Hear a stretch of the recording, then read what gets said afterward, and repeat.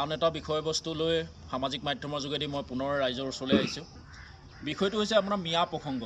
আপোনালোকে সকলোৱে এই বিষয়টো চৰ্চিত আজি ঠিক কিছুদিন বুলি নহয়, আজি দীৰ্ঘদিন ধৰি এটা চৰ্চিত বিষয় হৈছে অসমৰ মিয়া যিটো সমস্যা। মিয়াসকল অসমলৈ আহিছে, আহি পেলানি তেওঁলোকে বিভিন্ন ঠাইত তেওঁলোকে অবৈধভাৱে তেওঁলোকে মাটি অধিগ্ৰহণ কৰিছে বা বহুত জেগাত তেওঁলোকে আহি ঘৰবাৰী সাজিছে আৰু তেওঁলোকৰ জনসংখ্যা বিস্ফোৰণ হৈছে। ফলত অসমীয়া থলগিৰি মানুহৰ যিটো সমস্যাত দেখা দিছে বুলি আজি বহুজনে অভিযোগ কৰিছে। লগতে মুখ্যমন্ত্ৰীও কৈছে, বিভিন্ন সময়ত মুখ্যমন্ত্ৰী এই ক্ষেত্ৰত সৰব হোৱা দেখা গৈছে যে বিভিন্ন বনাঞ্চল বা তেওঁলোকে স্থানত, বিভিন্ন চৰকাৰী স্থানত বা বিভিন্ন বনাঞ্চলতে হওক, বিভিন্ন কৃষিভূমিত তেওঁলোকে যিবিলাক মাটি দখল কৰিছিলে বা যিবিলাক মাটি দখল কৰি তেওঁলোকে ঘৰ দুৱাৰ সাজিছিলে বনাঞ্চলবিলাকত, বিশেষকৈ সেইবিলাকৰ পৰা তেওঁলোকক উচ্ছেদ কৰি দিয়া দেখা গৈছে। গতিকে মই এটা কথা কওঁ যে একচুৱেলি অসমৰ আটাইতকৈ ডাঙৰ সমস্যাটো হৈছে শ্ৰমিকৰ সমস্যা। যদি আপোনালোকে চাৰিওফালে চাই, অসমত এতিয়া শ্ৰমজীৱী মানুহৰ সংখ্যাটো খুব কম হৈছে। এটা টাইমত উজনি অসমৰ চাহ শ্ৰমিক লোকসকলে কিন্তু এই শ্ৰমৰ ক্ষেত্ৰত তেওঁলোকে খুব সুন্দৰ এটা প্ৰদৰ্শন কৰিছিলে। তেওঁলোক শ্ৰমিক হিচাপে যথেষ্ট কাম বন কৰিছিলে। কিন্তু এতিয়া সেই মানুহখিনিও যে চাহ শ্ৰমিকসকল বা আপোনাৰ চাহ জনগোষ্ঠীয় লোকসকলে আজিকালি থলগিৰি লোকসকলৰ লগত তেওঁলোকে সহাৱস্থান কৰি তেওঁলোকো আজিকালি তেওঁলোকৰ শ্ৰম বিমুখিতালৈ তেওঁলোক পৰ্যাবেক্ষিত হৈছে।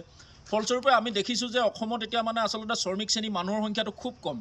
আমি দেখোঁ যে অসমৰ কৃষিভূমিত হওক বা অসমৰ আপোনাৰ ঘৰ দুৱাৰ নিৰ্মাণৰ ক্ষেত্ৰতে হওক, দলং নিৰ্মাণৰ ক্ষেত্ৰতে হওক, কয়লা খননৰ ক্ষেত্ৰতে হওক বা বিভিন্ন যিবিলাক য'ত মানুহৰ শ্ৰমিক শ্ৰেণী মানুহৰ প্ৰয়োজন আছে, ইটা ভাটাতেই হওক, এই গোটেইবিলাকতে দেখা গৈছে যে এতিয়া শ্ৰমিক শ্ৰেণী একদম সাংঘাতিক শ্ৰমিক শ্ৰেণী মানুহৰ সংখ্যাটো একদম সাংঘাতিক ধৰণে অভাৱ। যাৰ কাৰণে আচলতে মই ভাবোঁ যে এই মিয়া লোকসকলে আহি তেওঁলোকে ইয়াত আচলতে চাহিদা পূৰণ কৰিছে থলুৱা লোকৰ। আৰু বহু সময়ত আপোনালোকে চাব যে থলুৱা লোকসকলে আজিকালি কোনো কাম বন নকৰে। আৰু আপোনালোকে জানে যে আচলতে চৰকাৰবোৰো এই ক্ষেত্ৰত যথেষ্ট পৰিমাণে জগৰীয়া। এতিয়া আপোনালোকে যদি চাই যে ৰাজনৈতিক দলৰ ব্যক্তিবিলাকৰ, ৰাজনৈতিক নেতা পালিনেতাবিলাকৰ আশে পাশে যিবিলাক মানুহ দৌৰি ফুৰে, তো বহুত সৰহসংখ্যক ল'ৰা ছোৱালী তেওঁলোকে যিবিলাক সহজে ধন ঘটা পথত ঠিকা ঠুকুলিৰ পৰা আদি কৰি চৰকাৰী সুবিধাবোৰ আদায় কৰাৰ স্বাৰ্থত তেওঁলোকেতো সদায় তেওঁলোকৰ পাছে পাছে ঘূৰি থাকে। তেওঁলোকেতো কোনো ধৰণৰ শ্ৰম নকৰে। আৰু এটা কথা মই ভাবোঁ যে বৰ্তমান চৰকাৰখনে এই যিবিলাক মহিলাসকলক আপোনাৰ বিভিন্ন আঁচনিৰ জৰিয়তে যে আচলতে সহজলভ্য টকা বিলাই আছে, এইটো এটা যথেষ্ট গুৰুত্বপূৰ্ণ কথা। কথাটো হ'ল আজিকালি আচলতে পথাৰবিলাকত আমাৰ মহিলা সংখ্যাটো দেখি পোৱাই নহয়। বা অসমৰ যিবিলাক ক্ষেত্ৰবিলাকত মহিলাসকলে আজি কাম কৰি আছিলে বা যিসকলে মহিলাসকলে নিজৰ কৰ্মসংস্থাপন আছিলে বা তেওঁলোকৰ কৰ্মস্থান আছিলে, সেই কৰ্মস্থান ত্যাগ কৰি এতিয়া ৰাজনৈতিক দলৰ পিছে পিছে আৰু চৰকাৰে আগবঢ়োৱা টকা পইচাবিলাকৰ আপোনাৰ সহজলভ্য টকাৰ পিছে পিছে দৌৰি ফুৰিছে। গতিকে এনেকুৱা এটা প্ৰেক্ষাপটত মই জানো যে আচলতে আমাক অসমত বিশেষকৈ শ্ৰমিক শ্ৰেণী মানুহৰ সংখ্যাটো দিনক দিনে কমি আহিছে। আৰু যাৰ কাৰণে এই মিয়াসকলে আহি ইয়াত আপোনাৰ তেওঁলোকৰ কৰ্মসংস্থাপন লৈছেহি। আচলতে তেওঁলোকে কৰ্মসংস্থাপনৰ জোৰতহে আচলতে আমাৰ ইয়াত তেওঁলোকে প্ৰৱেশ কৰিছে। গতিকে মই ভাবোঁ যে আচলতে মিয়াসকলক এই মুহূৰ্তত যদি তেওঁলোকে এনেকুৱা এটা শ্ৰমজীৱী মানুহ, বহু মানুহে হয়তো দেখা নাই, তেওঁলোকে বিভিন্ন সময়ত যিবিলাক মানুহে আজি কয়লা খনিত তেওঁলোকে কয়লা খনাটো দেখা নাই, সেইবিলাক মানুহে তেওঁলোকৰ শ্ৰমৰ কথাটো উপলব্ধি কৰিব নোৱাৰিব। তেওঁলোকক দেখিব তেওঁলোকে নিগনিৰ দৰে কয়লা খানিবৰ কাৰণে গাঁতত সোমাই যায়। গতিকে সেনেকুৱাবোৰ কামটো আমাৰ থলুৱা মানুহবিলাকে নকৰে। আজি ধান খেতি কৰিবলৈ এৰিলে, থলুৱা লোকসকলে খেতি পথাৰ কৰিবলৈ এৰিলে। গোটেই অঞ্চল এটাত যদি আপুনি ঘূৰে, এটা মুৰ্গী হওক, এটা হাঁহ হওক, এটা ৰাজহাঁহ হওক আপুনি খাবৰ কাৰণে নাপায়। আজিকালি মাইকী মানুহবিলাকে চব অকল সহজলভ্য টকাৰ পাছে পাছে। আৰু মুখ্যমন্ত্ৰীয়ে আগবঢ়োৱা টকা বহুতে মোবাইল ফোন কিনিছে, মোবাইল ফোন অপব্যৱহাৰ কৰিছে। আৰু এটা কথা, বিভিন্নজন মহিলাই এতিয়া আপোনাৰ বিভিন্ন ডেকা ল'ৰালৈ পলাই যোৱা ধৰি তেওঁলোকৰ এতিয়া আচলতে গোটেই দৈন্যতা আৰু এই গোটেই বস্তুটো উচ্ছৃংখলতা আৰু গোটেই এই বস্তুটো যে এটা শোচনীয় ব্যৱস্থা বা মহিলাসকলক যে আচলতে কৰ্মবিমুখিতা কৰিছে বা মহিলাসকল যে আজি অৰ্ধবদনে গৈছে, ইয়াৰ কাৰণে কিন্তু চৰকাৰে আগবঢ়োৱা সহজলভ্য টকাৰো যথেষ্ট পৰিমাণে জগৰীয়া। গতিকে বহু ডাঙৰ মানুহে কৈ গৈছে, মানুহক শিক্ষা আৰু চিকিৎসা বাহিৰে কোনো বস্তুৱে মানুহক এনেই দিব নালাগে। গতিকে মুখ্যমন্ত্ৰীয়ে আচলতে বিদেশী বেংকৰ পৰা নিতৌ মাহে মাহে আপোনাৰ 3-4বাৰকৈ তেওঁ ধাৰ লয়, সুদলৈ পইচা লয়। এই সুদলৈ অনা পইচাই আপোনাৰ মহিলাসকলক তেওঁলোক ফ্ৰীকৈ বিতাই আছে। যিটো কাৰণে আচলতে মহিলাসকল এতিয়া ঘৰত কাম বন নকৰে, মহিলাসকলে কৃষি পথাৰলৈ নাযায়, মহিলাসকলে কোনো শ্ৰম নকৰে। আৰু এই শ্ৰম নকৰাৰ কাৰণে তেওঁলোকৰ সহজলভ্য ধনৰ প্ৰতি মুখ্যমন্ত্ৰীয়ে লালাৰিত কৰিছে, তেওঁলোকক প্ৰৰোচিত কৰিছে, যাৰ কাৰণে অসমীয়া সমাজ জীৱন ক্ষতি হৈছে।